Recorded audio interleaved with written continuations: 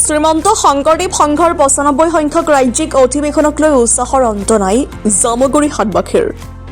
সপোনৰ অধিৱেশনখনি সফল কৰিবলৈ ১০০% উজাৰি দিছে সকলোৱে। হৰিনামেৰে মুখৰিত জ্যোতিবিষ্ণু স্থলী। অধিৱেশনস্থলীত দূৰ দূৰণিৰ ভক্তৰ আগমন। শ্ৰীমন্ত শংকৰদেৱ সংঘৰ ৯৫ সংখ্যক ৰাজ্যিক অধিৱেশনক লৈ উৎসাহৰ অন্ত নাই জামুগুৰি হাটৰ ৰাইজৰ মাজত। অহা ৬, ৭ আৰু ৮ ফেব্ৰুৱাৰীত জামুগুৰি হাটৰ ঢলাইবিলৰ জ্যোতিবিষ্ণু সমন্বয় ক্ষেত্ৰত অনুষ্ঠিত হ'বলগীয়া সপোনৰ অধিৱেশনখনিক লৈ এতিয়া ব্যস্ত সকলো। জাতীয় সাজত অধিৱেশনস্থলীত এতিয়াৰে পৰাই উপস্থিত হৈ ভক্তিৰ সেৱা আগবঢ়াইছে সকলোৱে। পুৱাৰ পৰাই হৰিনামেৰে মুখৰিত হৈছে জ্যোতিবিষ্ণু সমন্বয় ক্ষেত্ৰ।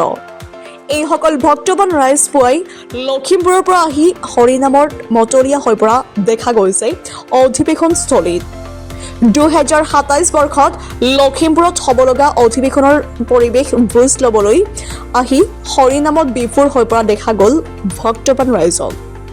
এই অধিৱেশনস্থলীৰ পৰা লখিমপুৰলৈ কেনেকৈ ধৰ্মধ্বজা লৈ যাব, নামঘৰৰ চোৱা খোটা কেনেকৈ লৈ যাব তাৰে আঁচনি প্ৰস্তুত কৰাত ব্যস্ত এইসকল ভক্তবান ৰাইজ।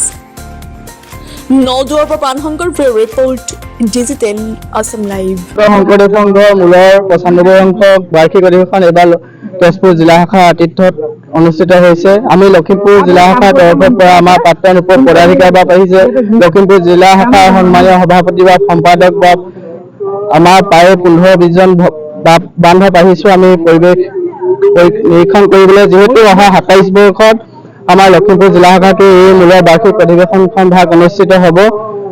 আৰু লগতে আমি শ্ৰীমন্ত শংকৰদেৱ সংঘৰ তৰফৰ পৰা এই জামুগুৰি হাটৰ বাৰ্ষিক অধিৱেশন ভাগলৈ আমি অসমৰ সমূহ ভকত বা তাৰ মাতৃসকলক নিমন্ত্ৰণ জনাইছো। আপোনালোক আহক, আমাৰ অধিৱেশনখন সাফল্যমণ্ডিতত সহায় কৰক। কৃষ্ণ জয় গুৰু শংকৰ।